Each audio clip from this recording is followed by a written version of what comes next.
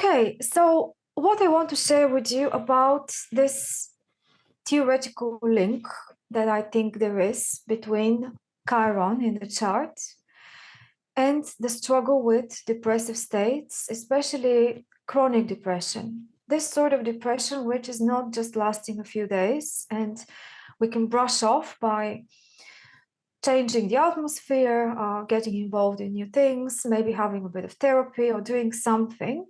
And then we can leave it behind our back and think that we have dealt with it. What I'm talking about here is something a lot more painful, a lot more long term, and maybe recurring again and again in different periods of our lives, because inevitably, however you understand Chiron, I think we can all agree that it is pointing out to some sort of irreconcilable pain that we are all dealing with in our personal lives, each one of us in a different way. And maybe the good news is, or the a little bit consoling news is that we are all going through something, though I'm sure that in the connection of your own personal Chiron, you might feel like you've been given a lot harder load to bear than other people in this particular area of life. And I'm referring mostly to the house of the chart where Chiron is located, but not just Chiron, because I think it will be a mistake if we isolate Chiron and try to find a problem with it, only looking at this planet, this body. There are a few connections I want to include to the Chiron that I believe are going to give us the key to Chiron. What is the problem? How we might be able to then have a recipe about tackling that problem. So let's go straight into it. Do you know where Chiron is located in the order of the planets in the solar system? How many of you know that and can tell me? I mean, what is before Chiron? What is after Chiron? Don't know. Anyone knows? Just like from the top of your head? Like, no. Can you picture the planets one after the other in this, like after the sun? So let's review that quickly, because I think this is a major key to Chiron. We have the sun, our own sun in the birth chart, as the ruler of everything else, the one that's the single source of energy to all the planets. We have our basic vitality in the sun. If the sun is not working very well, we are not able to put our whole chart in motion and start working with it. But then the planets all have their functions, and we can find out what the functions of each planet are by looking at where they are located in their order from the sun outwards. Starting with Mercury, then we've got Venus, our planet Earth, and Mars in this order.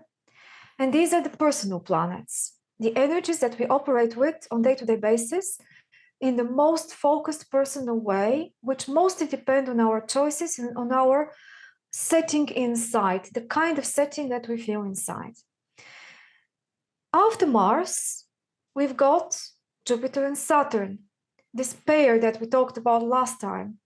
They're special and in a category of their own because they introduce us into the world of cooperation with others and being part of something, the so-called society, the so-called social setting around us, whatever that is happening to be and outside of our control, because presumably those things that are related to Jupiter and Saturn are the circumstances of our birth, the circumstances of our culture, all those relationships that came our way, not because we personally necessarily chose them, but because they were inescapable and held some sort of important lesson of adjustment between our personal world and whatever these relationships required from us. We had to find and assert our place in the whole scheme of the so-called social status quo of the system we're part of, the incarnated life we're part of.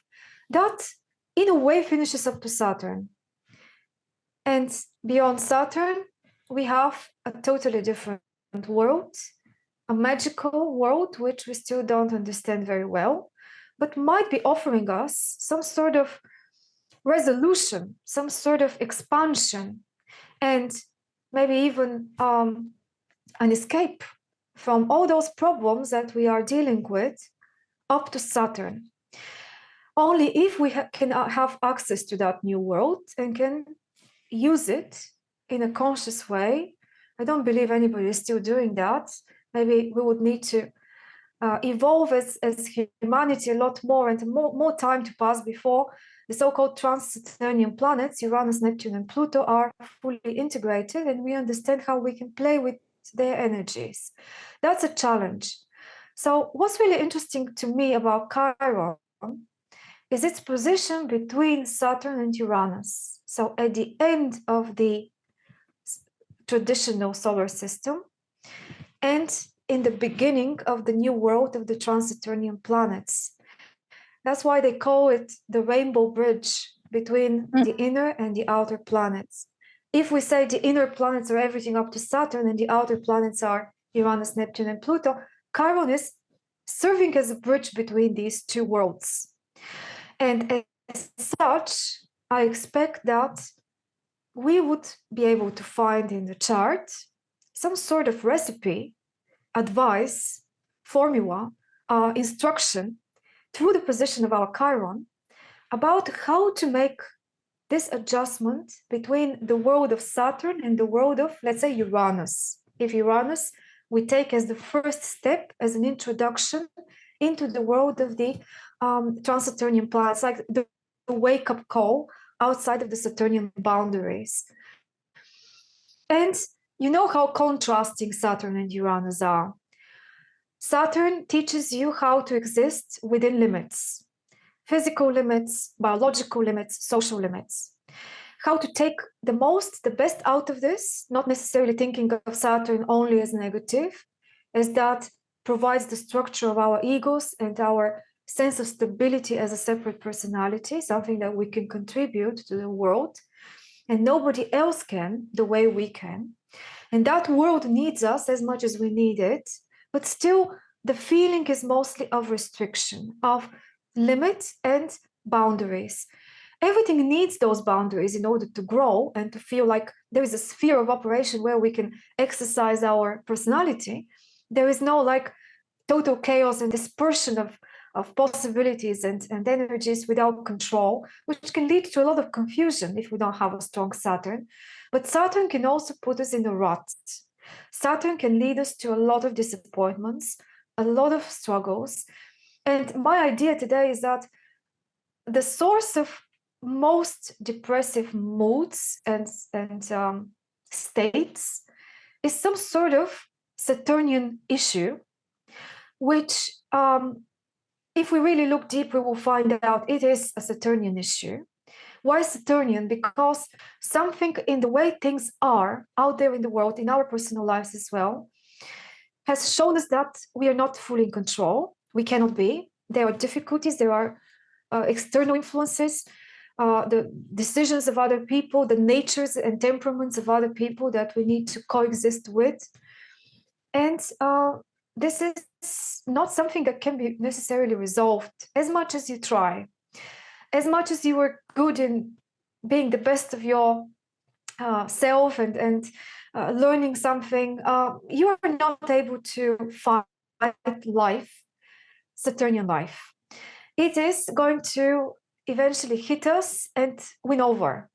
But do we need to necessarily feel losers? Do we necessarily feel like this is a tragedy or that everything has ended with those Saturnian lessons?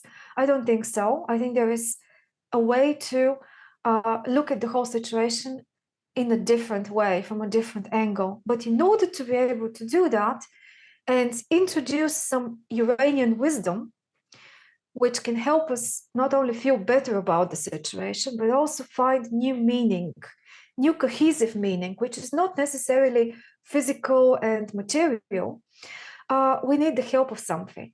And this something, I think, is Chiron. I don't know if you would agree with me that we need Chiron to make a transition, in other words, between Saturn and Uranus, to also achieve a balance between Saturn and Uranus, because nowadays we live in a world, I think, which is a lot more Uranian than Saturnian. or at least we need the help of Iranian wisdom to deal with those challenges that we now need to deal with.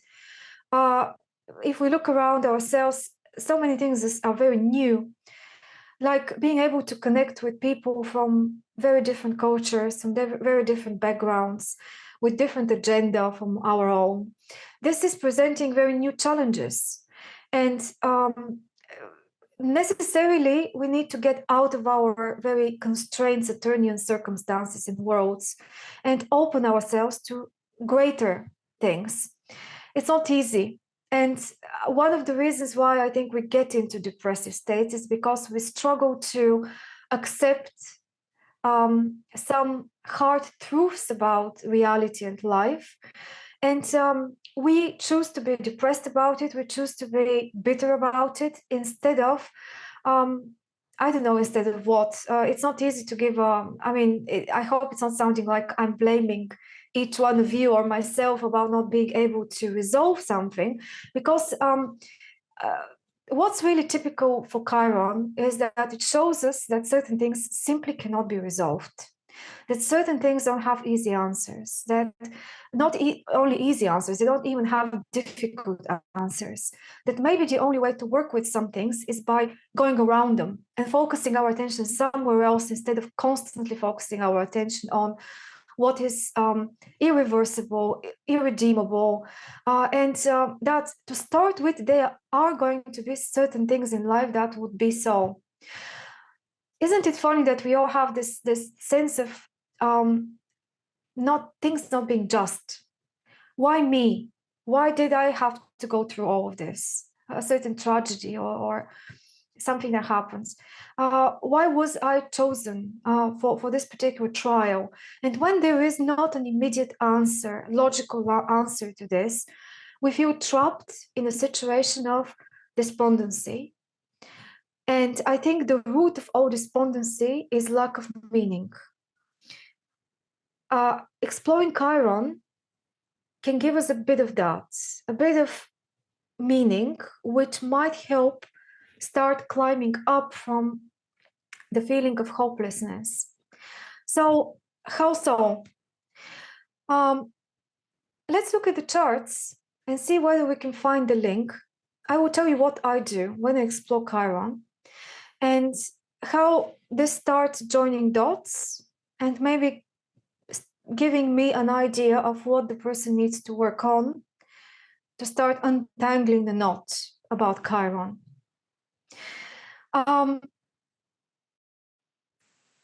Where do we start? Let's start with K. Yeah? I will try to share the screen. Something is going on here. Do you guys still hear me very well? And is everything okay with the connection? Okay. Now you can feel free to unmute yourselves if you want to say something during the discussion. But here we've got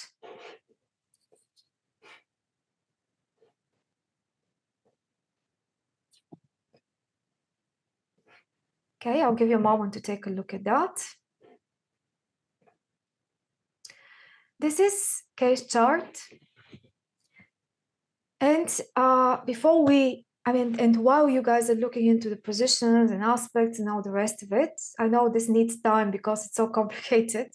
And you just see this chart for the first time while I spent a few days looking at it and thinking about it and so on. Kay, first of all, I want to say it was really helpful what you shared with me privately, because it just showed me how different things that happened during the years, and those events really corresponded to the complexity of the aspects in the chart. You see, this chart is extremely dynamic. There are many squares, there are many intense aspects between the main players that we are focusing on today, especially Chiron. Chiron is in an aspect at the same time with Uranus, with the Sun, with the Moon, with Saturn. I mean, it's a very, very difficult chart to maybe live out, because whatever might have been happening in your life, even if I didn't know anything about it, I would definitely know there was a lot going on. And it was very eventful, because when we have so many squares, usually life brings us over some sort of event after event after event, which can clearly be seen as a happening. It's not just an internal process, but it's a challenge from outside that we need to directly face it squarely, like the aspect assumes. And we feel struggle about it. It's not easy, definitely not easy. It's another question whether it's supposed to be easy and whether we want everything to be easy all the time. How much that helps us grow and find out about ourselves and move on into our process in life. But nobody wants to be struggling all the time. And I feel like here we've got this major grand cross between the mutable signs. So all of them are involved. You've got the Sun with Uranus and Pluto in Virgo, opposing the Pisces planets, Chiron and Saturn in tandem. And then these two, being in opposition, they are squaring the nodes of the chart, and the Moon being with the South Node. So there is so much going on here that I don't know even where to start from. It's a lot going on.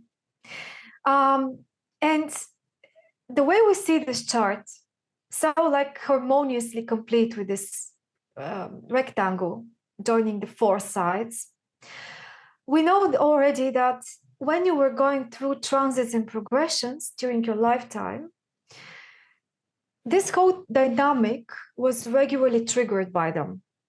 And whenever one of those things was triggered, all the others were as well, because they're interconnected. So with Chiron, we're looking for a very serious pain that the person is experiencing about something. I'm still in doubt in my mind whether the position of Chiron in the chart by sign and house can give us an idea of what was this pain about and what is it about, kind of characterize the pain itself. If we suppose that this is the real direction we need to go to, then we are going to suppose that your one-to-one relationships with various people in your life, especially intimately, have been the source of a lot of your pain in one way or another. But we might choose to think of this in another way, that connecting with people and all the drama of relationships is the answer to the resolving of the pain. And the source of the pain is somewhere else in the chart. So here I want to make a pause and ask you guys, because we need to, I feel like we need to determine that before we, or if not determine, at least offer different visions of this before we move on, trying to decipher a case chart in this case. What do you think, or what do you feel about this question, even if you haven't explored Chiron too much in your own time? But when you look at it in your own chart, do you look for the pain with the Chiron position, or do you look for the resolution of the pain? Tell me, what do you think? If anyone wants to share something. I know most of you are astrologers too. Well, I can share. Oh, sorry. Come on, Tony, first. Tony, I think you were first. Yeah. Oh, okay. Just a few things. Chiron is in my third house. Okay. So on one level, it represented my brother, who was severely wounded, troubled, physically, emotionally, mentally, and so it presented a pretty. I didn't realize it at the time, but it does present a clear picture of him. The other is, as a Virgo, it is possible that Chiron rules Virgo. You mentioned considering it as well, and it's in my third house, and I am a writer, but I also have Mercury in the 10th, so I can go with either ruler. But what I was just noticing now is that in about a year and a half, a solar arc Chiron will be conjoining my fifth house moon. And I thought to check back when it squared my moon. Mm-hmm. And it was pretty much on my 14th birthday when I signed up to go to some specialized math science school. I took the exam. I really didn't plan on that. I'm a musician. I'm an artist more than that.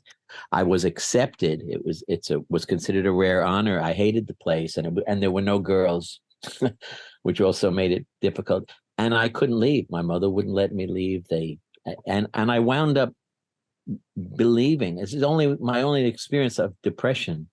I wound up believing I must be crazy, because somehow the world's totally out of joint with my experience. And that continued for the 2 years that I was in that 3 years in that school. I see. Yeah. And this is cool. Third house. Maybe that there is a connection here as well. So this is a very good point about, let's concentrate on the house of Chiron instead of the sign of Chiron. Chiron, being after Saturn, means that it takes longer than Saturn to go around the sun. Saturn takes about 30 years, and you probably know a lot about the different stages of Saturn, the different 7-year turning points, and how we are always watchful if somebody is going through a Saturn return, first or second or whatever. Here with Chiron, we have another thing going on like this. Passages, trials, and very important moments, periods of readjustment in life around the transition points of Chiron. Chiron takes 50 years to go around the sun, but it's so erratic. There is a similarity some people find between Chiron and Pluto. They are similarly ruthless in their expression, but the thing is the elliptical orbits. Because both Chiron and Pluto have such irregular orbits, they spend a lot of time in certain signs of the zodiac. So there are generations of people that have Chiron in the same sign, and this lasts for a few years.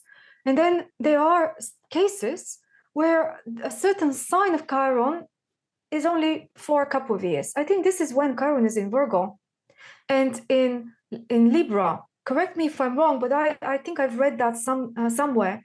And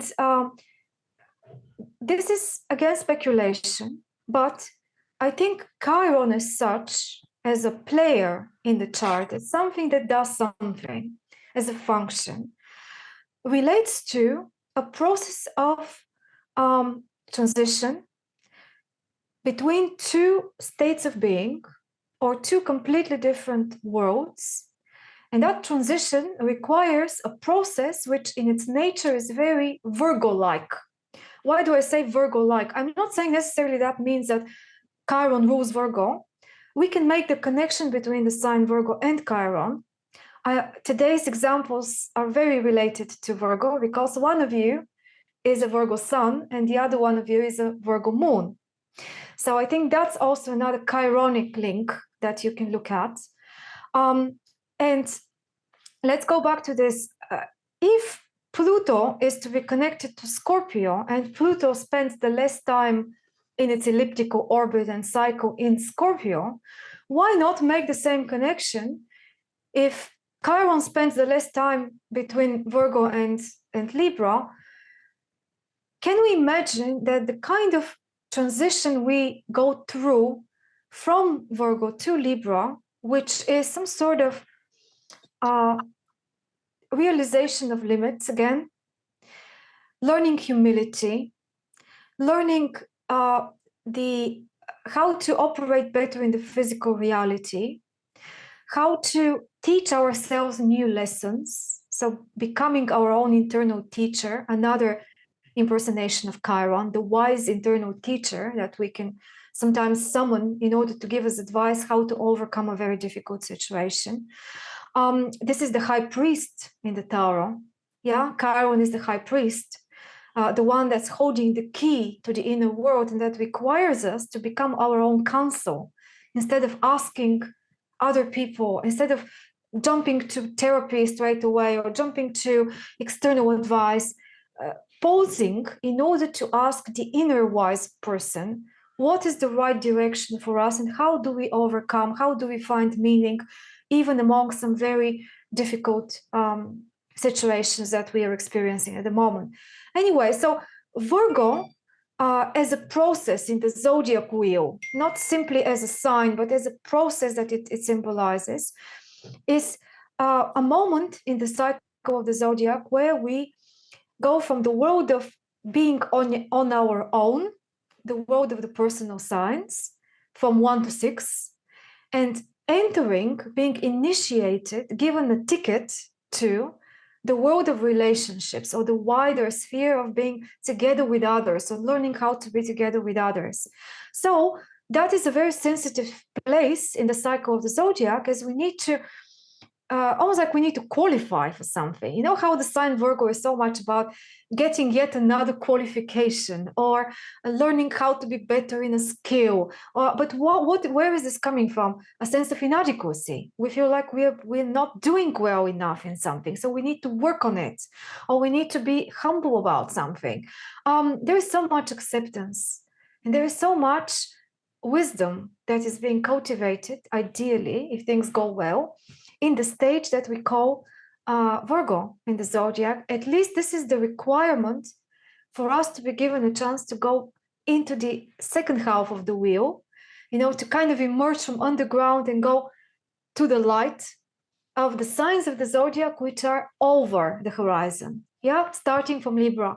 So I find a link, certainly, between that process and what Chiron, on the other hand, is trying to teach us, being between Saturn and Uranus.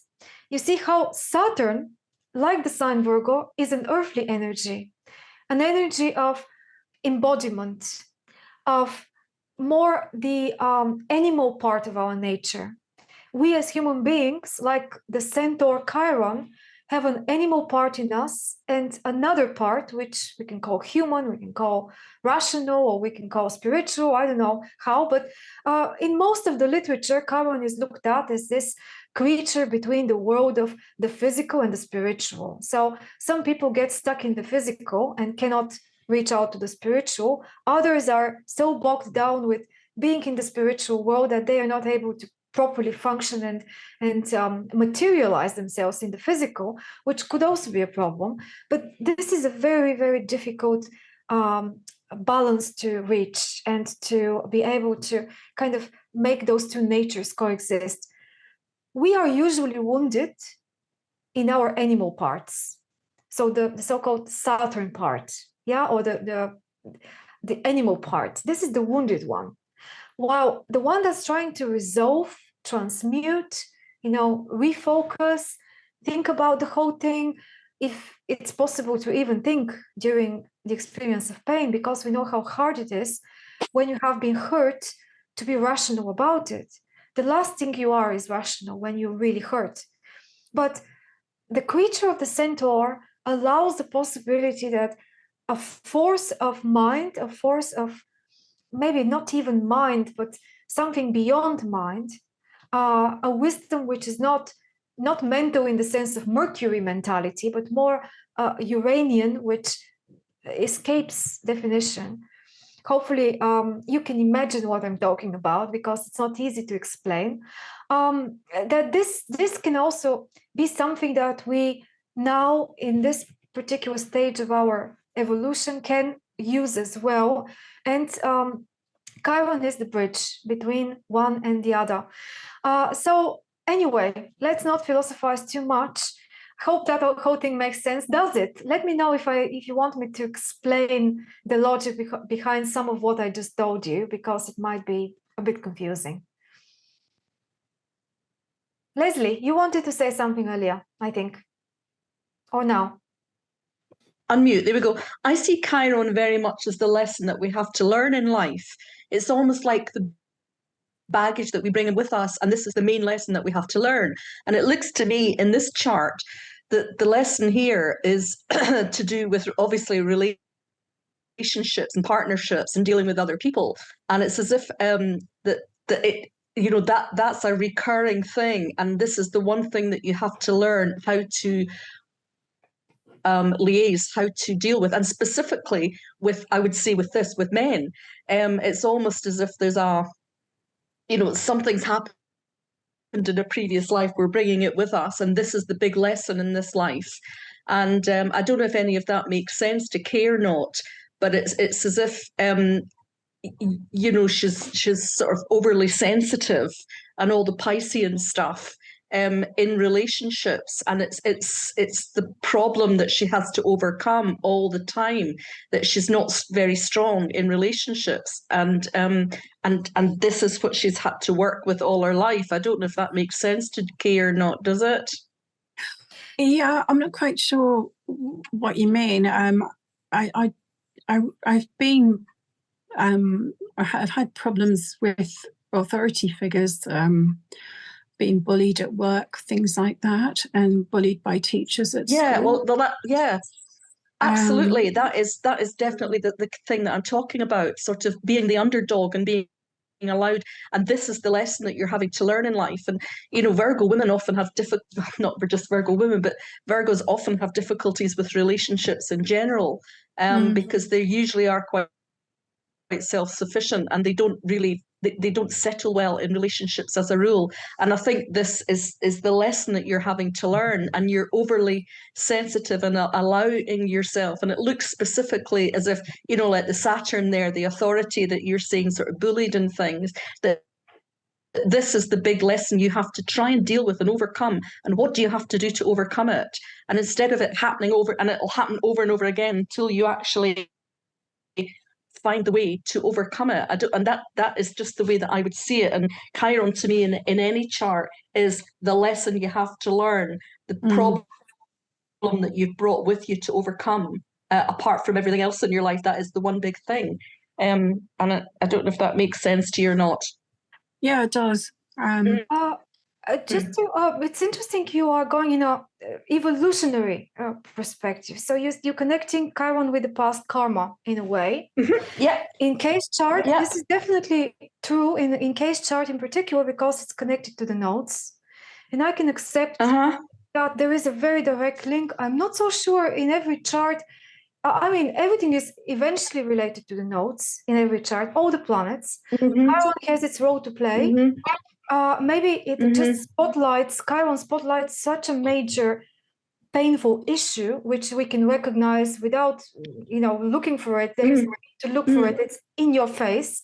That, want it or not, you need to somehow consider where are you coming from as a karmic history, what you might have been bringing with you, which is slowing you down, sabotaging you, and creating this repeated situation.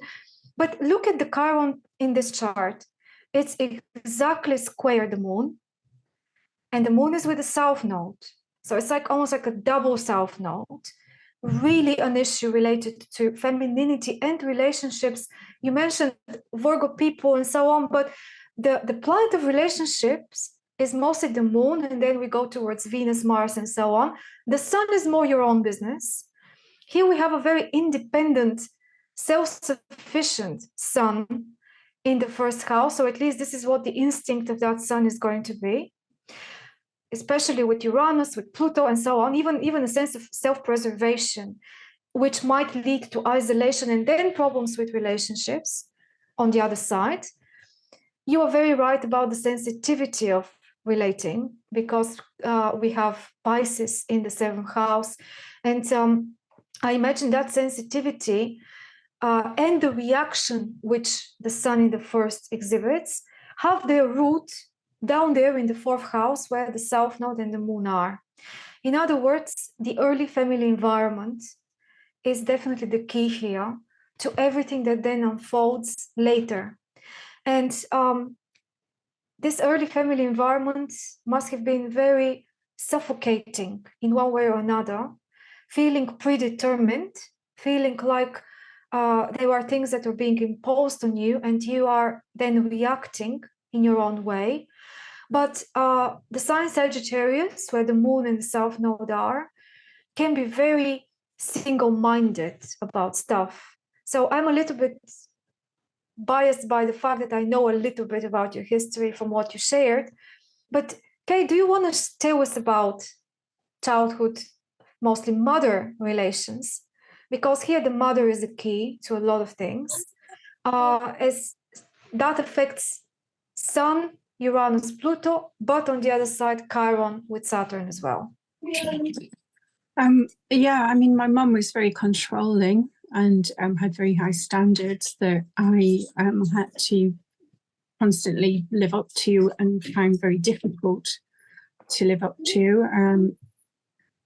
And she was, you know, she was a huge influence on me. And I think I also felt very much that I wasn't quite good enough. I wasn't quite what they wanted as a child. That, you know, sort of I had my own way of thinking, and I think that there's a possibility that maybe I might be on the autistic spectrum, which, looking back on my childhood, makes a lot of sense of a lot of the scenarios that I found myself in. Sorry, just a minute. No problem.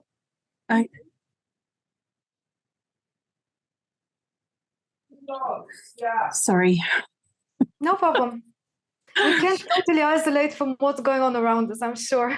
Yeah, and so, you know, sort of my mum pushed me in my career direction. She spent the first half of my life saying, don't get married, be independent, be a career girl. And then as soon as I was a career girl, she sort of said, why aren't you married? Why haven't I got grandchildren? And, you know, she was a very dominant part of my life, until a point where I decided that wasn't going to happen anymore. Until you decided you're going to live your own sun, which is supposed to be fighting for your own things, isn't it? Yeah, I'm not entirely sure how successfully I am at doing that, because I still feel very connected to my parents. Mm-hmm. Despite a lot of things a lot of other people would have walked away from, I still care about them, and I still kind of want to help them. But maybe that's all like this heavy Virgo wanting to be of service business going on. And there's a lot of guilt connected with that as well, that, you know, sort of that I feel that is what I have to do. Whether it is or not, I don't know. But I've never seen my chart before with a grand cross or with these nodal opposition squares. I didn't know they were there. They're so important. They are extremely important. Yeah, I've only ever used the astro.com version, and I've never seen that in there before. It's so unfortunate that most software, unless you tell them otherwise, show you only the north node. And if you don't know enough about astrology, you don't know to put that request in. Exactly. That's so unfortunate, because here we can see such a powerful dynamic in your chart. I can say definitely, without being able to explain exactly how that is, that this drama and many dramas that you were going through, and I can assure the rest of the group that you have had a very difficult, eventful life. You sound like a very calm person, very in the earth sign, and other factors in the chart, but you have been through a lot, and I admire the positivity that you exhibit as an energy, despite all those things that you went through, because the major lesson of Chiron is to overcome our own bitterness about the things that didn't work out in our own lives, or that we feel, that we consider that they didn't work out. The major trap of Chiron is to become so angry at life that we either put the anger inside and start destroying ourselves. And if there really is a connection between Chiron, depression, and Virgo, then, you know, this might be the source of those illnesses, psychosomatic illnesses that we cause by being extremely angry about something that we feel has been unjustifiably given to us as a problem, as a challenge. And other people choose to deal with that in a different way, to become, I don't know, philosophical about it, to become wise about it, to overcome it in another way, not only through numbing the pain, through some sort of, I don't know, antidepressants or therapy, or doing something which is just something Neptunian, doing some sort of addictive thing to simply shut down the pain instead of resolving it. But if you have managed to resolve, at least partially, then you have a completely different Chiron, one that can become a very powerful tool for being helpful to other people. And especially people that have been through similar things as you have been through. Like in the story, Chiron only became a healer and only became a teacher and had something to give and found his own proper vocation only after going through immense pain, which was not deserved. So he got hurt without directly deserving it. And this brought him into finding who he really is and what he's able to give to others. So I really believe that very difficult chironic charts just want to push you towards a vocation which you would otherwise not choose. Or and direction. what would that be here? What would that be here?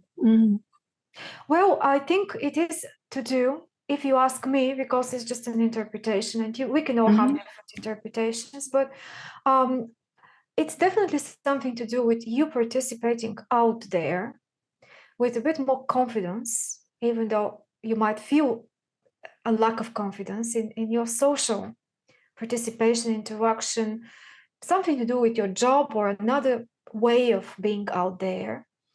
Why am I telling you this? The 10th house. The 10th house contains the North Node, which is always a direct advice, saying to us, do this, get involved in this area of life, that you're going to reap benefits for yourself if you do that. And it stands as a mirror to your moon issues. So you have a chance to emerge from your private world, which is suffocating by its heaviness. The private world is the bottom of the chart and then connected to the sides. And if you go to the other side, where you're a bit more exposed, where you are with people who are not family, but are colleagues or are people interested in similar things or working for the same cause or working for the same thing that you want to put your energy into, then this might be a way to get yourself out of your karmic over-involvement with close people. I think the problem sits with being guided too much by the opinions and directions of people with whom you are connected by blood or by, say, marriage, or all those formalized, very Saturnian in a way, rules of, who do you need to be responsible in front of? Like you're willing to do something with your life, to go in this direction or the other direction, to enter into a marriage or to start a job or leave a job or do all those sort of things that maybe the decision shouldn't be affected so much by other people that are in your sphere or in your family, but these decisions have to be very much more genuinely yours, connected to some truth inside you which only you feel is the right thing, and not be discouraged by the fact that this may not be supported by the people that you always are kind of in the habit of answering to. There is definitely a tendency in your chart to answer to other people. Yes, you had controlling people or you had unsupportive people in your life, which from the outside might feel like a tragedy, like poor you are the victim, you were unsupported. But let's be brutally honest and try to answer the question, are you creating the conditions to be exploited in that way by the tendencies of these certain energies that the chart holds? They can be overcome because you always have the option to do the North Node thing. Yeah, a little bit. You don't need to become the North Node thing, but you can do a little bit to overcome the imbalance. In every chart, there is an imbalance. In your chart, this imbalance is called personal life against outside life, against social life. So you have given too much importance to the personal life, and it has impacted your outside life too much in a way that's not genuinely yours, but is social construct, like the opinions of parents or expectations of parents, the conditions that you have to put up with because of your marriage, whatever that marriage gives you or takes away from you, the responsibility towards children and people in your, people that you assume you need to take care for. Chiron and Saturn in the 7th house, giving more than receiving. So you are not going to be selfish if you follow your own way, is my very simplified answer. You're not going to be to blame or to have to feel shame or guilt if you follow your own way. Jupiter there in the 10th is also giving us another kind of, where are you underestimating yourself the most? Where Jupiter is. What is your hidden tool that you probably are not using enough? This is your mind, your brain, your genuine thinking, which is based on what you have found out about the world through your own research, through your own explorations, instead of what you have been imposed as beliefs, as systems of kind of orientation in the world. That's the Sagittarius at the bottom. So it's a lifetime of an attempt to escape from bounding, I would call them more Saturnian factors, and kind of start afresh with your thinking. And I think the North Node in Gemini is pointing the way. What does this mean? Open your mind.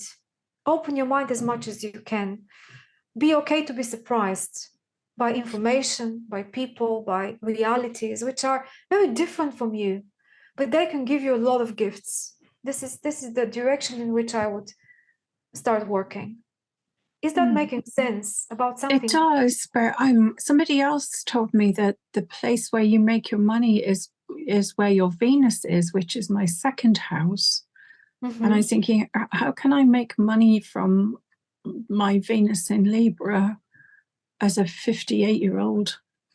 That's kind of tricky. Well, I know it's hard because there is a society which, how can I explain that? I hope I will try. Society tells us, oh, when you are that particular age, things are meant to be harder. And we kind of accept that because usually this is the conditions we need to deal with. But is that really the case? Isn't there maybe an original, clever way you can go around that? Of course, the opportunities are not going to find you so easily. They're not going to be so easily reached because everybody else is kind of on the wavelength of, oh, it's harder when you're 58. But why don't we try to think outside of the box? I think Mercury ruling the North Node in the 10th house of, when I say career, I don't mean a job you find which pays you money. The career of the 10th house is more your vocation, your true vocation, your true way of integrating your personality into the business of the world. So where do you find your profession? And that has to be very genuine in order to work.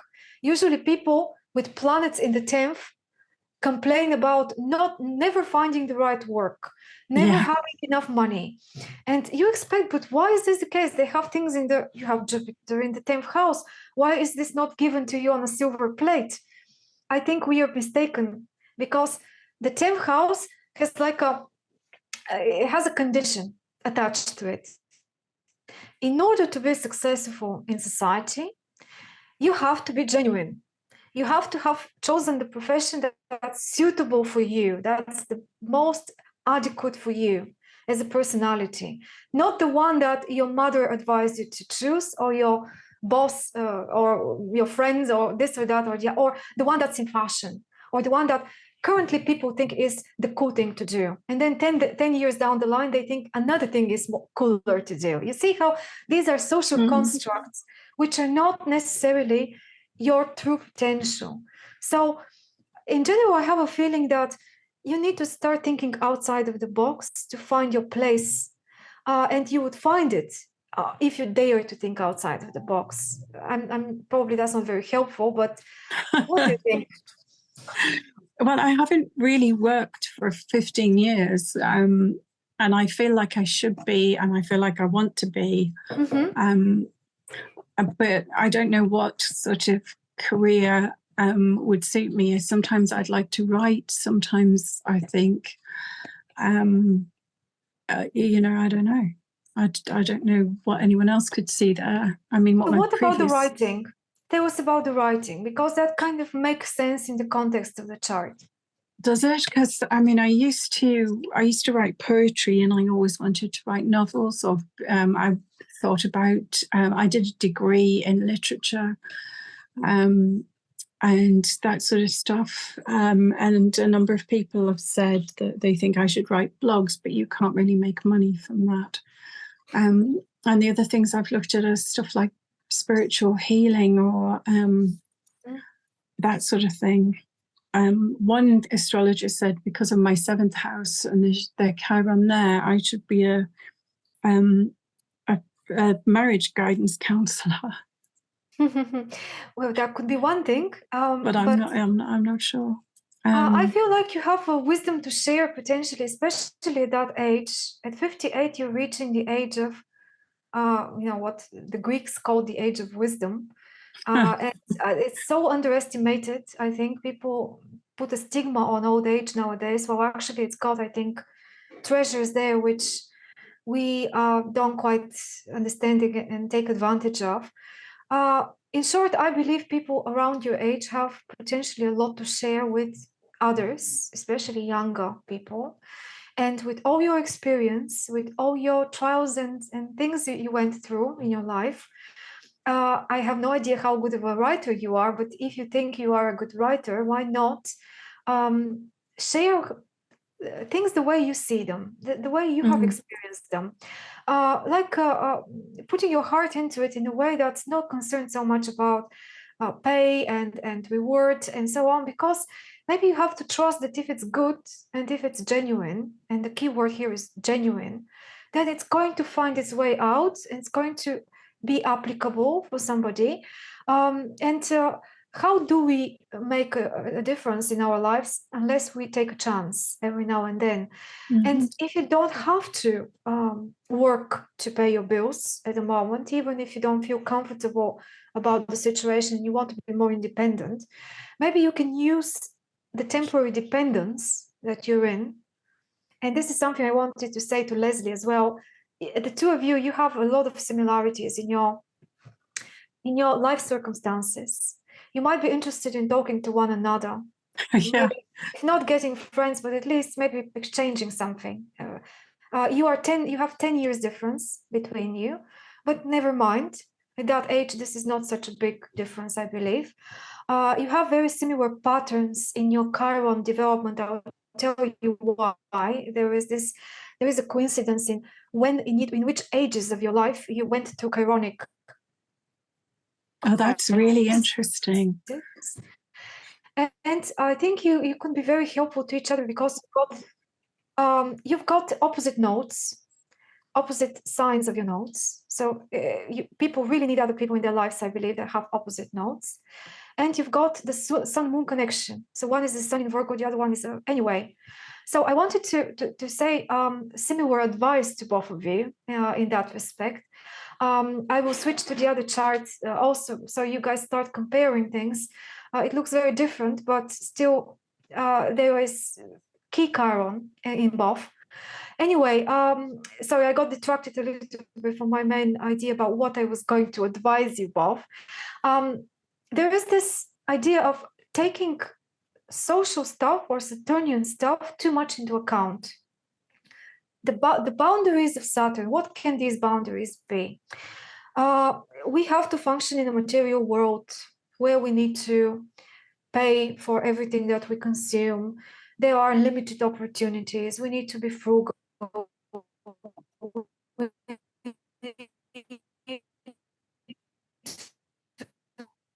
Be independent. In turn, it's more about what is not possible, about what is possible. So in both of your charts, there is too much Saturn. Saturn is very strong and it's affecting the chironic situation. And Uranus is waiting to be used. Yeah, Uranus is also very strong, but it's like more waiting to be used. And look what happens with both of you. You are put in situations where people point fingers at you. You feel strange, you feel like an outcast, you feel like you're being bullied, not, you don't feel like you have been. There are problems of adaptation, almost like the Saturnian world is not very friendly. The Saturnian world is causing you trouble. It's not making your life easy at all. And why is that? Stephen, do you have an idea why that might be? What is your thinking about this whole thing? Well, thank you, Radalina. So, Kay, first of all, I'd like to give you a compliment for having a grand cross in a mutable cross overview chart, because all your polarities are counterbalanced within the mutable signs. That's very nice. That's very nice. Difficult to grow up with, okay, but as a fully tenured adult woman, great to have. What struck me looking at what Radalina displayed is in the aspectarian grid, you notice that where are the aspects to Jupiter? You've got I was going to say that. Yeah. Semi-sextile. But what I find significant, because what Radalina said about thinking outside the box, you have a quintile aspect of Jupiter to your sun as the fifth harmonic. Now that's quintile, some people have a few of them, but you just have one. And it's very significant that it's to Jupiter to your sun. So the idea here, and the Jupiter is in your 10th house of self-externalization. So here you're referring to, well, what about that Venus and Libra stuff? How am I supposed to be productive? The idea of that quintile allows you a sense of mental creativity within the abstract mind, no longer of the concrete mind of what this Virgo sun really suggests, but the idea of growing beyond your empirical self to a transpersonal self. And this is a really lovely opportunity for you. Now, most likely, you haven't done much investigation about the quintile aspects, but I always include them in any charts I do, because I want to see where underneath the surface of things an individual can grow into the implications of the wider implications of their chart. Now, for yourself, you said you got a degree in literature, but I'm looking at your chart. I'm thinking of my role in life. What I enjoy about not working a tenured job is I can do volunteer work, and I have a creativity of my own mentation. I'm a Gemini guy, so I have a personal bias about what you have there with a North Node in Gemini in the 10th house with a Jupiter in there as well. So you've got like this big truck that you can just carry a real heavy load. So here my Gemini guy says, hey, well, let me just download you some conversation about the significance of your quintile aspect. So that was what I wanted to share. Let's take it from there. This is so important. Another thing which not many people include in this chart calculations is this, it's more traditional astrology, but I started using this and looking at this, which day of the week you were born. I think this has an effect on every one of us in some way, but the way I use it is, okay, you were born, in your case, okay, you were born on the day of Jupiter. So what Stephen was pointing out is the significance of Jupiter in your chart. We might easily overlook Jupiter. It's so different from the Chiron with Saturn and Uranus, the usual sun-moon exploration and so on. But Jupiter really stands out in this chart, really stands out. So you were born on the day of Jupiter. So when I see the day on which the person was born, I start seeing what's the condition of that planet in the chart. Now, you have South Node in Sagittarius ruled by Jupiter. You are coming from a karmic history, which is in some way Jupiterian. Maybe in a negative way Jupiterian. Maybe there was some sort of prejudices, beliefs which were too strict or too categorical, that you were very, very, like, you come from a background which was very sure about things, but now your world has to be shaken and new horizons need to be opened up. I don't know. Jupiter is sitting in a sign which is opposite to its nature. So Jupiter is in Gemini, the opposites of Sagittarius. So isn't that interesting? Jupiter is not aspected apart from this quintile that Stephen pointed out. So not only the only quintile in the chart, but the only aspect of Jupiter. So when you have something like this, then the chart is telling us, look at this. This is important. This is holding something as a message for you. So we can go further into trying to, the quintile aspect. Stephen, help me if I'm wrong with this, but I'm just at the moment saying this. The quintile aspect is basically if we want to divide a circle into 5 equal parts, we are going to have 5 quintiles. Is that right? So the five places, so dividing the 360 degrees, the circle into, basically we are drawing a 5-pointed star. Are we? Correct. That's what makes it so significant, because it humanizes our own intentional motivation of life focus and life direction. And this is what's so nice about this grand cross, because you have a very focused life direction, but you go, well, what am I supposed to do with it? But it's your sense of creativity, not what how you've been influenced by, let's say, a Virgo Victorian mother of rules and regulations, and how you're supposed to dress and how your skirt is and all that type of stuff, and what type of man you're supposed to marry and what type of job you're supposed to have. All that stuff is just clutter. What you have now is this opportunity to individualize yourself, which gets back to the Venus in the second house. So Venus, the planet, is connected to the shape of the 5-pointed star.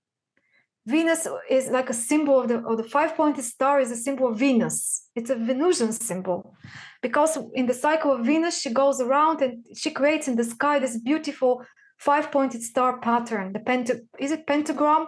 Yeah, the pentagram is a Venus. It's a very creative, in other words, I'm trying to say the quintile is a very creative aspect, an aspect of personal creativity. Some people might even say a genius, which is you hold through. So it's very important to make use of it consciously, to make something out of it. That's Jupiter and the Sun. Jupiter and the Sun.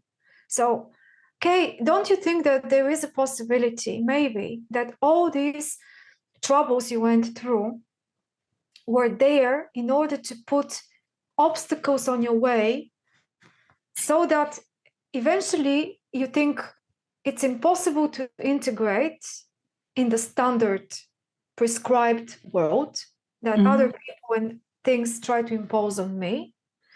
I need to find another way. So you're pushed by circumstances to find another way, because if any of the things that you might be very sad about and very bitter about that didn't work out, but didn't work out according to whose definition? Certainly not the universe definition, more some social one. So if you choose to be very sad about this and very stuck about this, you are missing a big opportunity, because you are not supposed to be participating in these things that you might be sad about not being able to participate in. You are meant to be doing something else, which maybe you're still not doing. Yeah. And I think Stephen and I have this guess about you. This is just a guess. I mean, don't take us with a pinch of salt, because we don't know you personally, and we don't have this authority to say categorical things about you. And ultimately, the chart is to be interpreted. The chart depends so much more about who is interpreting it for you than about something set in the chart, which is like, you are this and nothing else. No, the chart is an instruction of different opportunities you've got, and it's up to you whether to use them and how to use them. There are thousands of different ways you can use them. So I think this Jupiter is something that you might have overlooked. Maybe you have to have more trust in your Jupiterian, let's say Gemini talents. This could be the writing, could be something else. But if something is Gemini in your life and you like it and you do it, and you can do it as a job or as a volunteer, like Stephen said, because it doesn't need to be paid. It doesn't need it. It's like a vocation that we choose for ourselves, a dedication to society. But we have to have our own reading about what society needs from us. Not ask it, what do you want me to do? What are you willing to pay me for? But reverse it. Go to society and say, look, this is what I've got to offer. I'm sure that someone needs that. So here it is. Here is my gift. Yeah. Mm-hmm. I think the job or the involvement out there in social work is the key to your peace, to your inner peace. What would you like to do if money wasn't a factor? I would, like I said, I'd quite like to write. I quite like doing photography. I've found a number of times that things I thought were my dream job turned out to be actually not at all that. I'm quite interested in stuff like film and yeah, I don't know. I guess deep down from being quite young, I wanted to be an author or a poet or an artist, something like that, which, as you say, is very creative. There are many creative things in your charts, also some we haven't touched on. Like, I would just mention this quickly, and maybe you can continue. Mercury in Leo in the 12th house, in a sextile to Venus in Libra. Leo and Libra together are very creative in a visual way, in an artistic way, in a spontaneous way, in a way which requires aesthetic judgment, but at the same time is very imaginative because Mercury comes from the 12th house, and obviously the imagination should be very strong there and very colorful. Venus in Libra in the second could put into form, into some sort of style, design, whatever that vision of Mercury was. And look what these two are doing. They are creating a yacht to Chiron Saturn. So Chiron Saturn is the apex of what we call a yacht, which is otherwise created by Mercury and Venus. So suffering through relationship, disappointment in relationship, being deprived of care, intimacy. I can't hear you. Good connection, good communication. At the same, can you hear me now? Yeah. Oh, it's my connection, I think. Is it better now? So yeah, I'm trying to say, yes. Yeah, keep going. Being somehow someone that suffers or is sacrificial in the 7th house is the point of expression of feelings which otherwise have their source in the creative power of Mercury and Venus. The sextile between Mercury and Venus, they are around the middle of this. So they serve as the activation point of the yacht, I think. Is that too complicated? So what is the yacht? No, not at all. It's a sextile and then 2 quincunxes.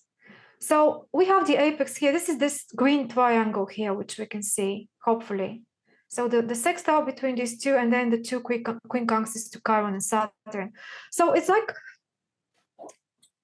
the suffering as a source of creative material. Maybe you can write about the things that you've been through. You sent me an email yesterday, just giving me a timeline of certain events in life. And this morning, Leslie sent me an email too with a similar outline. And I was telling my partner without sharing any of the substance of what you guys shared with me, but I told my partner, you know what a strange thing happened? I chose two ladies for the examples today, and they both sent me two emails which are very similar. Not only some of the circumstances, that's why I advise you guys to get in touch if you want to. Not only you have very similar circumstances in your lives, but you also have very similar styles of writing. Your styles of wow. writing are very succinct, very to the point, and you managed to convey to me, I mean, in a very direct, natural way, things that other people, I mean, rarely are able to. Like, this is something I struggle with, to say something simply, concisely, directly, and so on. And I was amazed by that ability. So maybe you have to put that into action. And Okay. also, I think you have a way of sharing difficult stuff, heavy stuff, Chiron stuff. The way you say it sounds very human and very like if I'm going through something similar myself in my life, I would feel normal by reading you. So I would Thank you. feel like this is something which is totally all right, instead of creating a drama in my head which blocks me from expressing it and from resolving it. So me as a Scorpio, I'm very prone to bitterness. And the way you guys communicate is the opposite to that. It's like, okay, well, this happened to me. You know, I went to, and you state something extremely painful. And I'm like, how did you manage to tell me that in one sentence? Well, I have struggled to share something similar with even a friend or someone for 20 years. So I think this is a powerful tool for reaching out to people and to providing counsel, providing consolation, providing a sense that if you have felt strange or unusual or ostracized or something like this in your lives, you certainly don't make other people feel like that, but the opposite. So Thank you. isn't that Chiron, like textbook Chiron? Chiron suffers a wound, but then to others, being a healer to others. So yeah, I think maybe this whole configuration in the chart, I see it, and I'll conclude this one and then move on to Leslie's with this comment. At the bottom, you have heavy load. This heavy load has been building up and building up and building up over the course of your life with various events. And now what is the relief and the kind of the way out of this, but also the way to give a Chiron gift to others, is by exteriorizing it through some sort of communication. In your case, telling somebody stuff, you know, talking to people. I don't know if you have a chance to either write for younger people or to speak to them in a public setting, or to somehow offer counsel, offer some sort of wisdom, formulate messages not based on predetermined beliefs, you know, something very Sagittarian, but something that you came up with because of your experience, Gemini. Share experiential knowledge. Yeah, but there is no contradiction, Jupiter being in Gemini, because maybe you need to be preachy, Jupiter. You need to be kind of on a platform giving a speech, Jupiter, but the contents of this speech are personal experiences. Yeah, they're not, you know, repeating books or repeating philosophical statements of other people or just trying to appear smart or something like this. No, just be natural, just be human, and talk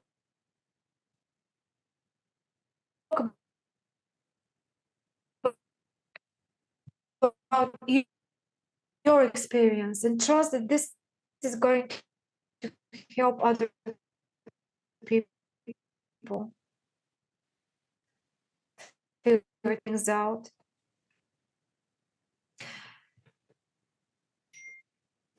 Okay, are we all back? Am I back? Can you hear me?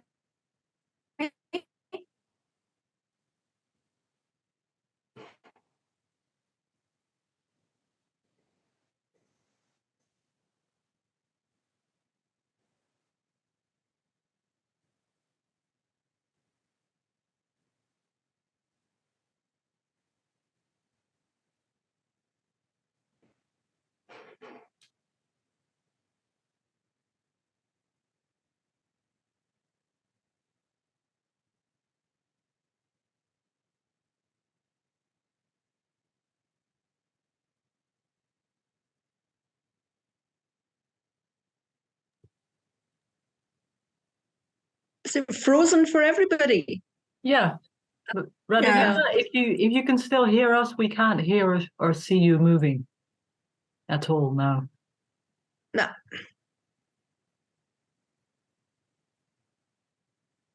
There you are. Yeah, you're back again. But you need to unmute yourself now. Well, no, it's all gone funny again now. Saying it just kicked me out of the call without any. Yeah, I'm sorry, guys. Let's continue. So we were just Well, concluding. no, everything's disappeared. Everything disappeared for you as well. Yeah. No, maybe this is because I'm the host of the call, and when it disconnected me, it probably disconnected everything. It has. I think you. Yeah. Okay, so I don't know whether you heard the last thing I said about Kay's chart. Kay, do you want to add something before we move on to Leslie? No, I didn't actually hear what you said, and I feel like it's taken up a lot of your time, and it really is Leslie's turn. Oh, don't worry. You see, you don't need to apologize for these things. You need to be more like, take when people give. And that's, I know the 7th house in Pisces doesn't react normally this way, but anyway. Okay, thanks so much for sharing. And Leslie, now it's your turn to maybe you tell us something first before I say anything. Sorry, it's still showing my chart. What would you like to share with us? What is your chart? Yeah, it takes a while to change. I'm sorry. Now I hopefully can see this one. You're saying, what would I like to see? Is there something you want to share with us before we tell? I've just been very it's wrong to say unhappy, but I've been sort of almost depressed all my life, you know, like a square peg in a round hole, constantly, always felt like that from a very, very young child. And yeah, I've done lots of personal development and spiritual development, etc., and I'm actually okay with it now, you know, and I've learned lots of different things, but I never felt that I fitted ever. And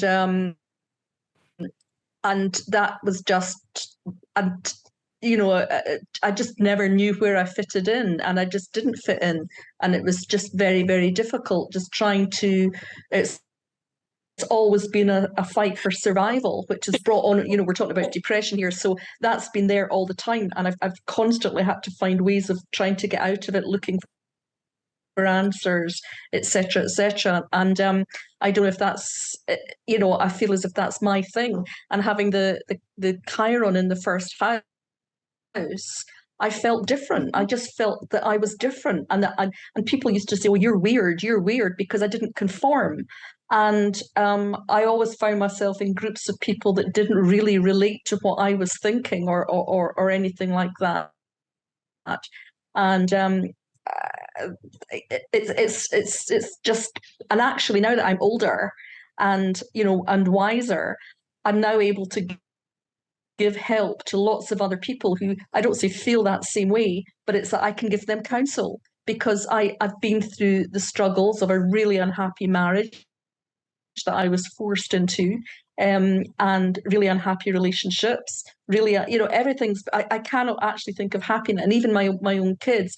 And I have to say, Kay, my son's chart is very, very similar to yours. It was really quite bizarre. He has, you know, Virgo rising, Virgo first house, moon in Sagittarius. It was really quite spooky because I thought, God, that's my son's chart, which is really very strange.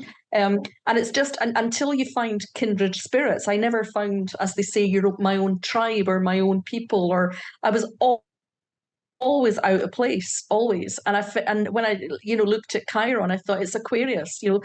In the first house, I'm different. And also I'm always reaching out and looking for like astrology and all this kind of thing. And I was never surrounded by people that did that, so they thought I was weird. As a lot of people do think astrologers are weird, because so I developed a sense of humor, and I developed all sorts of different things, which has got me through. It's been my survival, making people laugh, having fun, communicating to people, and that's been my way out. But I'm still, I'm 68 now, and I have felt unattractive all my life. I felt out of place. I felt that I wasn't as good as other people, all that kind of stuff. And it's been a heavy thing to carry. And even now, my kids are not into anything that I'm into at all, so they think I'm weird. Thankfully, my son-in-law thinks I'm actually okay, but it's my son-in-law. I'm not, they're not into anything like I'm into, and I can't relate to either of my kids.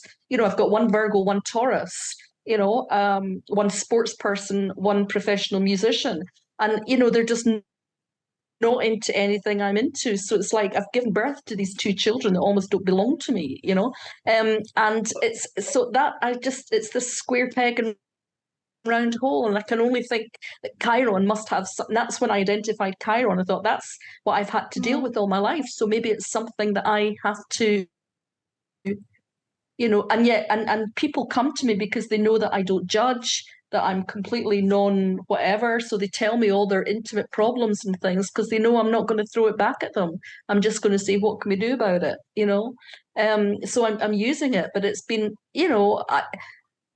and I've had I had good parents, blah blah blah, but really unhappy. I never liked either of my parents. They didn't like me, and also because I'm so small in height, I'm only 4'8" because I'm really small. Everyone treated me as sort of like, and they bullied me, and they I wouldn't get invited to pubs early on because I looked underage, and I was underage, but I looked underage, and so on and so. So I've just felt that I didn't fit in. I felt like an alien all my life, and that's about it. So depression has been really heavy with me all my life, because it's been trying to find out what is the answer, what's this all about, what on earth is going on here. Why do I feel like this? I don't feel sorry for myself. I don't have self-pity. I just want to know what bloody answer is. What is it, And I'm surprised I didn't get into drugs and drink. Instead, I got into food, but that was later on in life. But no, really, and and it's just this why all the time. Why can't I just like normal things like soaps on TV and going shopping on a Saturday and doing normal things, and that's how I felt. Why do I like normal things? Why do I want to be out there all the time? So there you go. That's a brief assumption. And as I say, 42 years in a really unhappy marriage, really unhappy, quite abusive in its own way, and still married. But there you go. So there, what do you see? Lots of lines in my chart. Well, Leslie, very different situation here. The shape is different from Kay because it's much more focused on one side. Your whole chart is framed from the opposition between Chiron and Uranus. Everything on one side of that and nothing on the other, apart from the South Node in Gemini. The South Node in Gemini is in the 5th house of children as well. So maybe that's just a quick note. Maybe it's not your business to have a very good compatibility with your children this time around in this lifetime, because that was not part of the main lesson here. Why not be different is the first thing that came to my mind when I was listening to you. And then my answer is, well, how would she want to be different if she has the Sun conjunct Saturn in the chart. So I'm not saying Saturn is causing anything or Chiron is causing anything, but at the end of the day, your Sun being Saturnian and you having a Capricorn ascendant and Venus in the 10th house and Saturn being on the cusp of the 10th house, you see how there are so many in your basket Capricornian, Saturnian 10th house symbols. So what is that about? The part of life which is Saturn in all of its phases is not something that you can just put aside and say, oh, okay, well, never mind that. Yeah, that's important for you. It's important for you to fit in. Maybe that's why it's a tragedy that you don't, because it's a bit too important for you. But maybe the kind of Saturnian thing that you are imagining in your head is just one among many. And if you switch to another Saturn, another kind of, I don't know, another thing in life which is also Saturn, then you would not care so much about fitting in. I think Sun conjunct Saturn, Capricorn ascendant are potential conditions of choosing to be very resilient and choosing to put up with situations that you don't quite like or are even extremely abusive to you, but kind of holding on like the sea goat, resist. It's an instinct and it's a vital thing. Yeah, isn't it? So here, when we see the balance Saturn, Chiron, Uranus, again, like with K, but from different place this is coming, but at the end of the day, we have a similar conclusion that Saturn is pulling too much. It's creating feelings of inadequacy and of, kind of almost like you're not successful in fitting in. While your Uranus is holding the key to abilities, talents, being genuine, being interesting, being yourself, basically.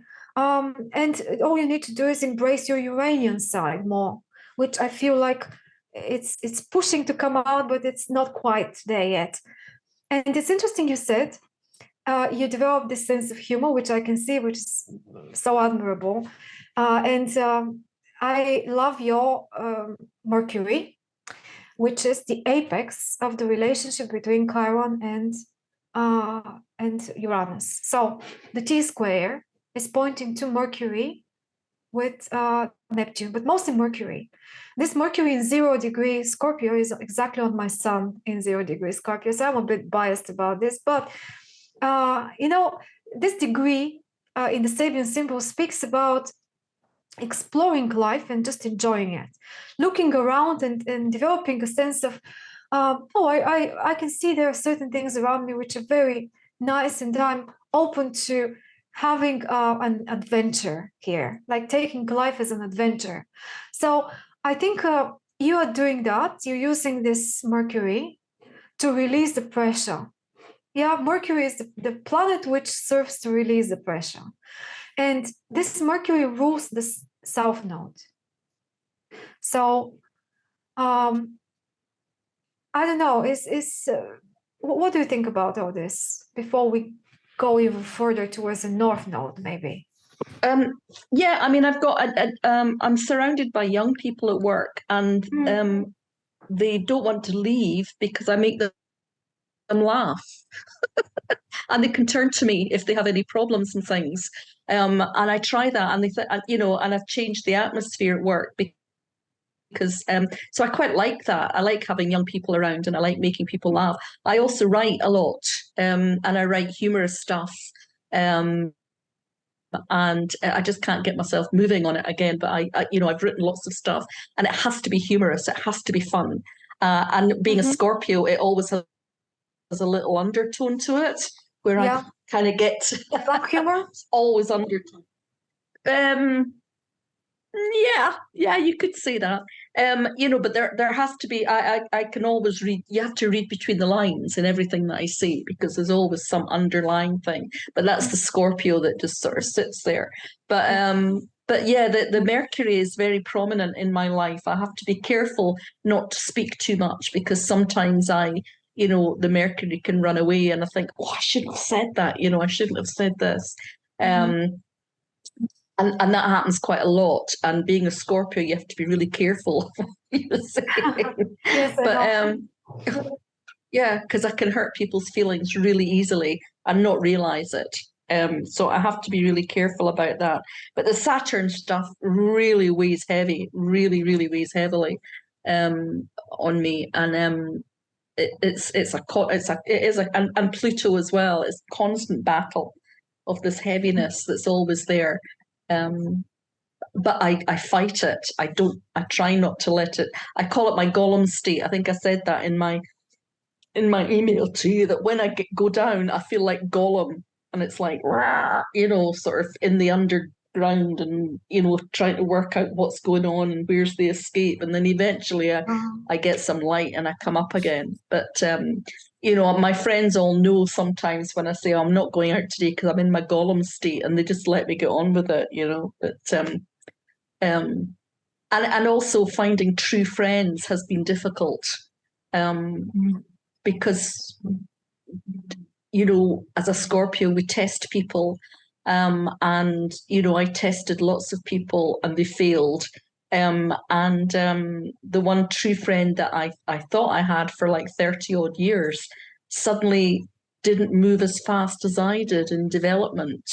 And when I was in their company recently, we've moved miles apart because I'm still yearning for more knowledge and more adventure and more information and moving forward and keeping young and all the rest of it. And they've stayed still. And I've thought, I can't deal with that anymore because I'm not going to let people hold me down. I need to get out there and start doing things. So that's quite interesting. And I think that's maybe the Aquarius stuff. I don't know what. Yeah, I was going to say that the Aquarius stuff comes from the Chiron.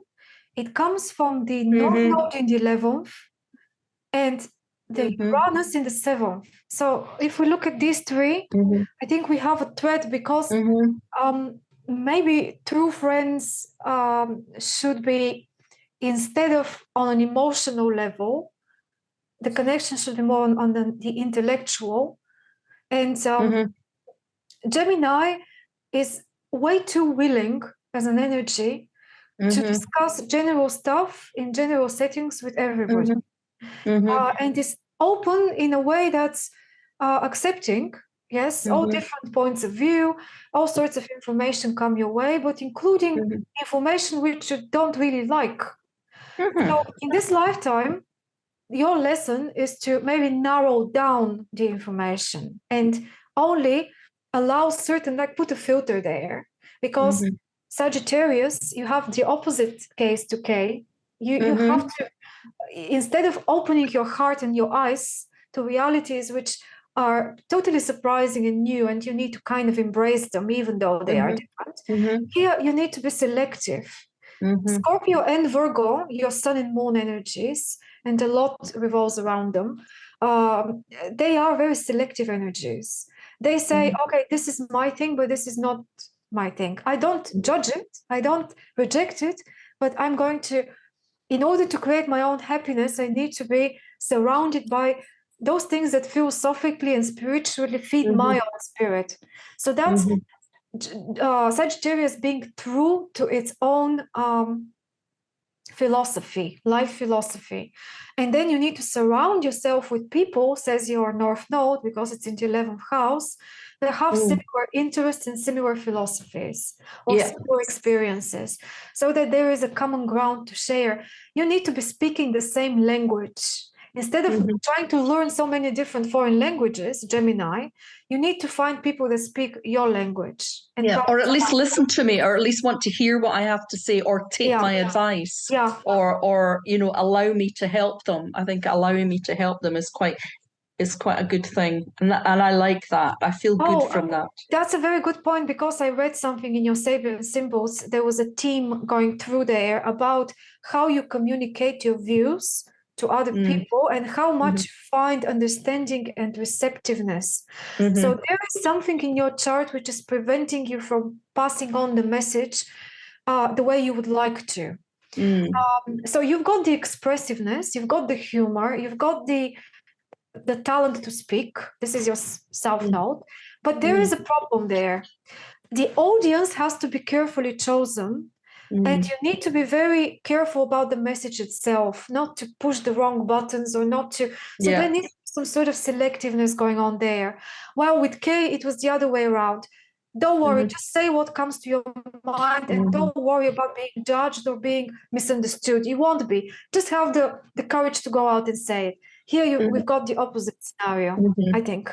Yeah, I have to be careful what I say because I do offend people sometimes. And I don't mean to, but it's just well, sometimes I do. But I don't really mean to, you know, and I have a terrible time with my daughter who's very Taurian. She has masses of Taurus in her chart, and that is just an absolute conflict when it comes to, and I want to help her and listen to her, etc., etc. But there's such a conflict, and she's trying to control me, and I'm trying to not be controlled by her. And it's the Taurus stuff, so it's like locking. You know, it's very two fixed signs together. It's just absolutely awful, and it's a shame because I really want to help her as much as I can. But that's a difficult one, and I struggle when I come up against people that I don't know how to deal with. I just don't know what to do, you know, and so I back away. You know, maybe the resistance that you're meeting is in the face of that Uranus in the 7th house. This is the reaction of other people. Your Uranus is stationary. That's very right. Uranus being stationary is I think very interesting. It's a little bit like case Jupiter, which was like isolated a bit with this lack of aspects. Yeah, I think you've got this Uranus.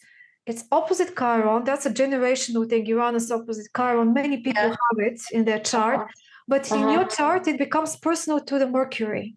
So you're trying to convey a message, but then the atmosphere in the world and how people are, in what wavelength, what prejudices they have, or what preconceptions they have, this is inevitably messing up with your message. So you need to design the message more carefully, maybe, in order to deal with that strange reaction you're getting in the 7th house. But you are definitely a healer that wants to emerge because you're embodying Chiron in the 1st. Chiron in the 1st is not making you strange. I don't think it's making you strange. I think it's making you someone that can potentially play the role of Chiron and wants to play the role of Chiron. But the problem is the opposition on the other side and the square with Mercury. This is the dynamic that needs to be overcome. Not Chiron on his own, because it's in Aquarius in the 1st house. I see. All right. Okay. I misread that then. So how do I deal with it? Just my way.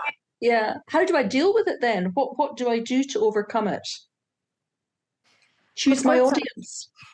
I mean, I was saying this is a good question, and of course, this is trying to find no easy answer, no direct answer. But I would look for the answer in the North Node. That's where I would look. So. Kind of defining in your head what you really stand for. Well, actually, that's interesting because the very people that I seem to be able to relate to the best on this level are Sagittarians. They're the ones that have allowed me to open up and say what I think, what I feel, what I want. You know, they're the only people that have actually, I don't have many in my life, but the ones I have are the ones that have allowed me to express quite openly, and they embrace it, which is really interesting. In some way, you need to practice the Sagittarius thing.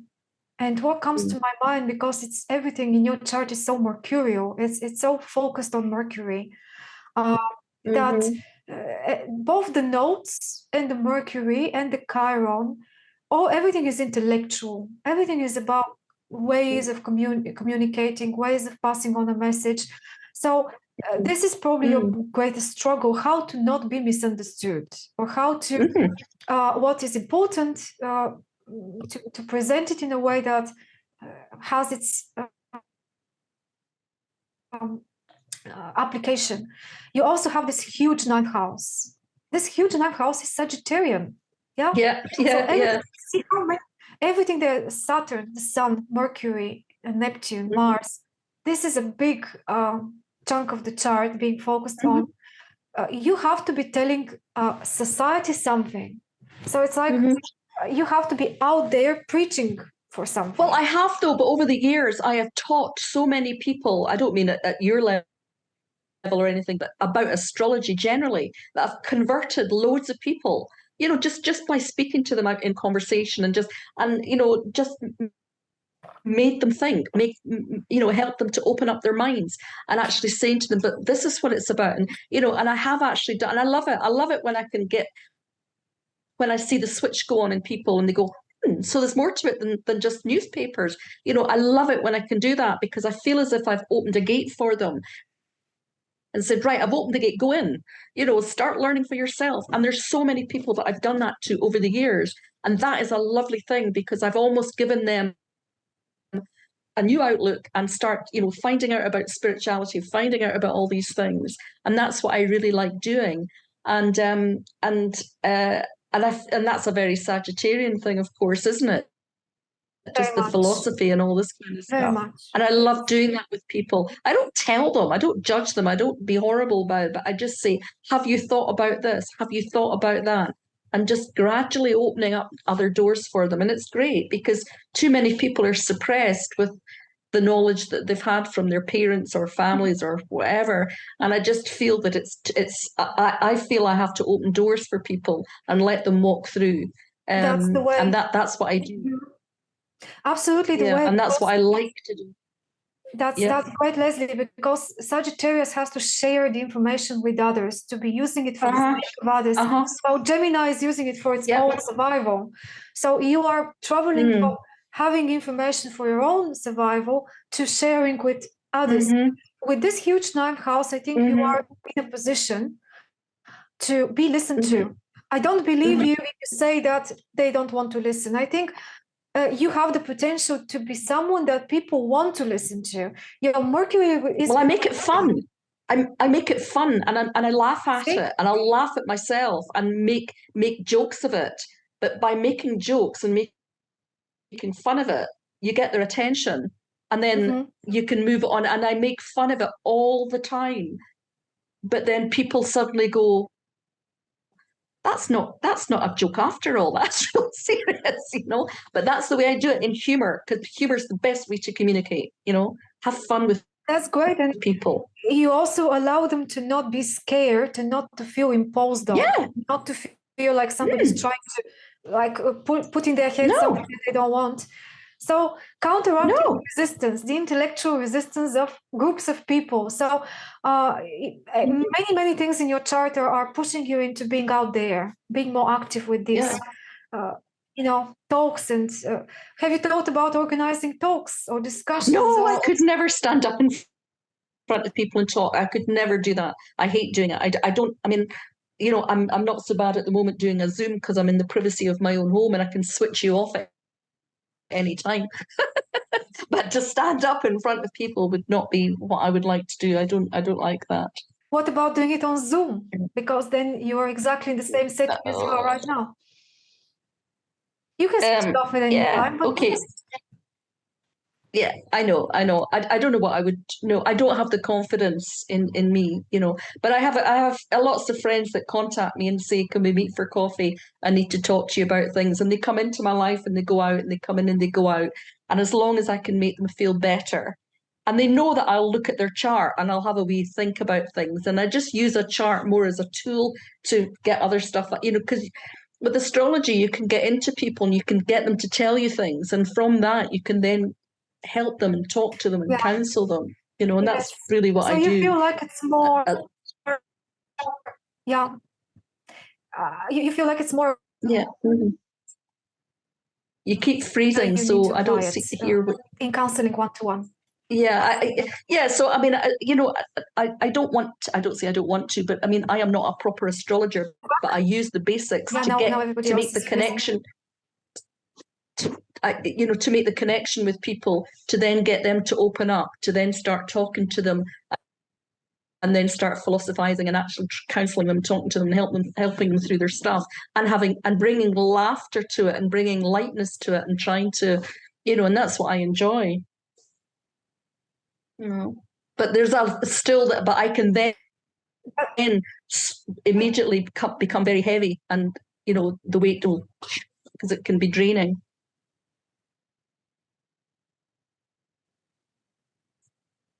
Yes. Free. I think I don't know whether I'm back. Can you hear me? Yes, I'm sorry, my connection is really rubbish at the moment. Yeah, okay.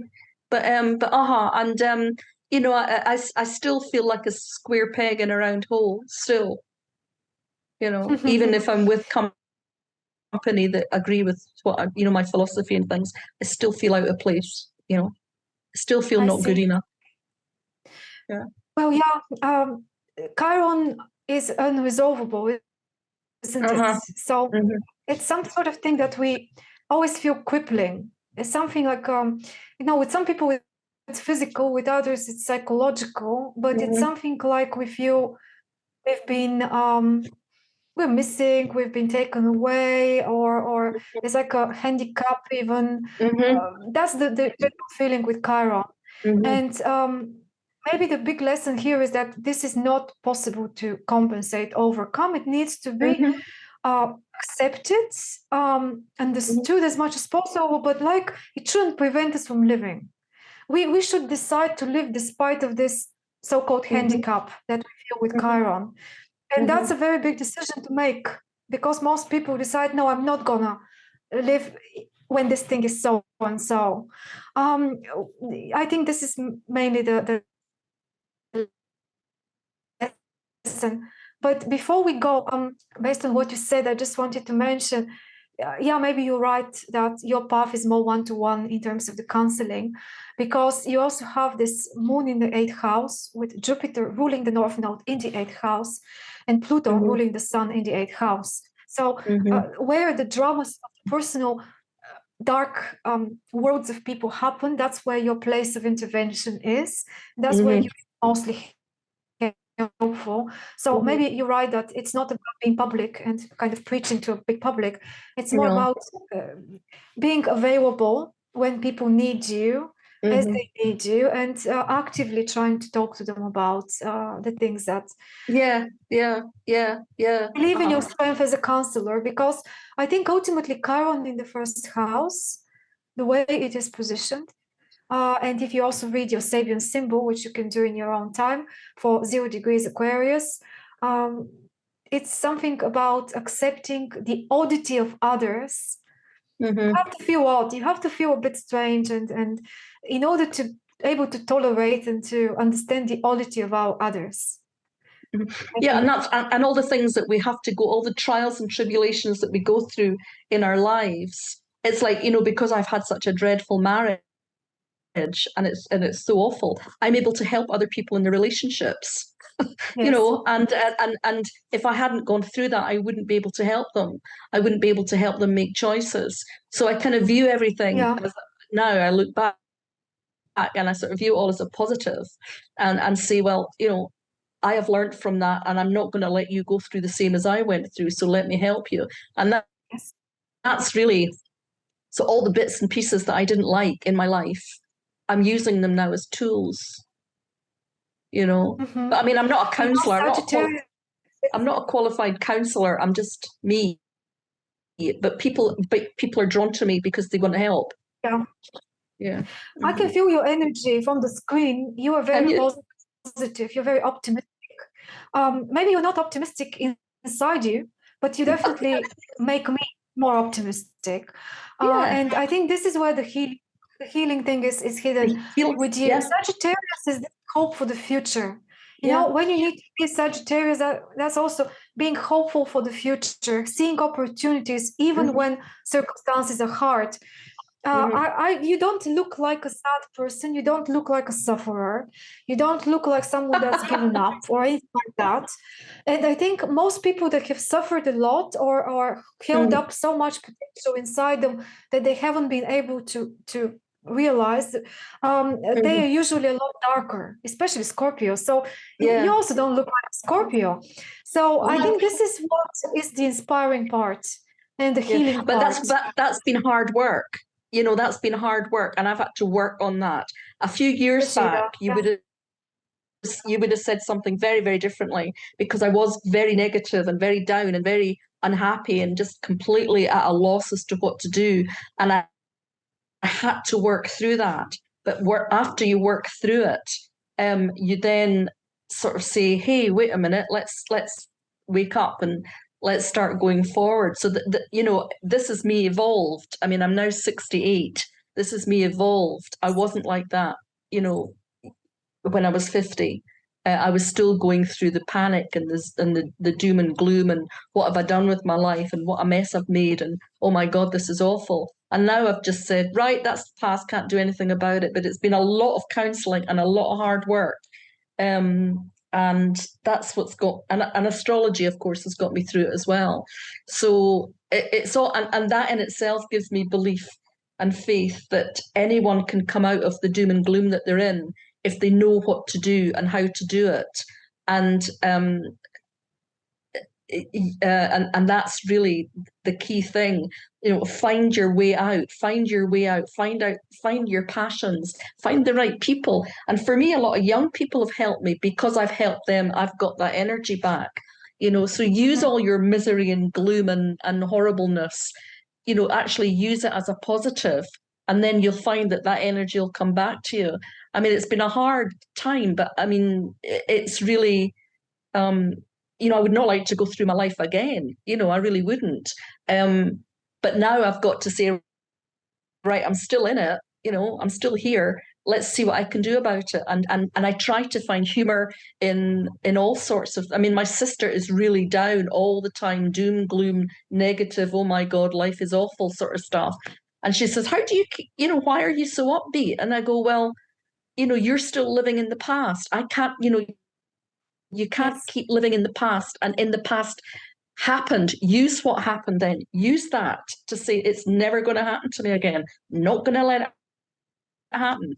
You know, my husband comes in drunk every night, and instead of fighting with him, I just ignore him and tell him to go to, you know, you know, that kind of thing. And just, and, you know, it's like deal with what is in your life now, but don't hold on to the past negatives. You know, that's really, and it's the counselling that I've had from the right people. It's also finding the right people, but they come to you when you need them.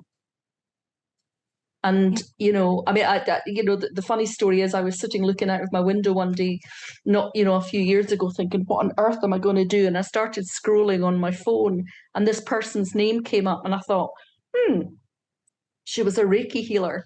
And I just immediately contacted her because I thought maybe Reiki would help me. And it turned out she was a spiritual person. She does all sorts of different things. We connected immediately. She was in London, I was in Edinburgh, but she was coming up to Edinburgh the following week by coincidence. It was a massive number of coincidences. And she's the one that I've met a few times and had counselling from. And because it was synchronized and because it was meant to happen, it worked. And I think sometimes if you were also open to it, if we just if we just sort of ask the universe or whoever your God is or whatever it is you believe in, just say, you know, show me what I have to do, and then that'll come to you. But instead of just saying, oh no, actually bite at it, and then that's a door that's opened for you. Go for it, and all these things help. And you know, if we are confused and we're at a crossroads, you know, I always love the little story about the priest on, you know, have you heard about it? A priest, and it's a flood, and he's on the roof of his house, and a wee boat comes along and says, "Come on, get in, we'll save you." And he goes, no, God's going to save me. And then another wee boat comes along, and the guys go, "Come on, you know, get on this raft or whatever." And he goes, no, God is going to save me. And this goes on all this time, and, you know, the flood's getting higher and higher, and eventually he drowns, and he gets to heaven, and he says, "God, why didn't you save me?" And he said, "Well, I sent you enough boats, but you just didn't jump in any of them." You know, it's like the opportunities come along. We have to take them when they come up. And even if they don't work out right, we'll learn something from it. that'll take us to the next opportunity. You know, and that's the thing that I look at now. You know, if an opportunity comes up, unless you have a real instinctive gut feeling that it's wrong, you know, take it, because it's a lesson that you might need to learn to help you to get on to the next thing. I know that's the very Sagittarian philosophy, but that's why I probably don't look glum, you know, because I've used that philosophy over the past few years.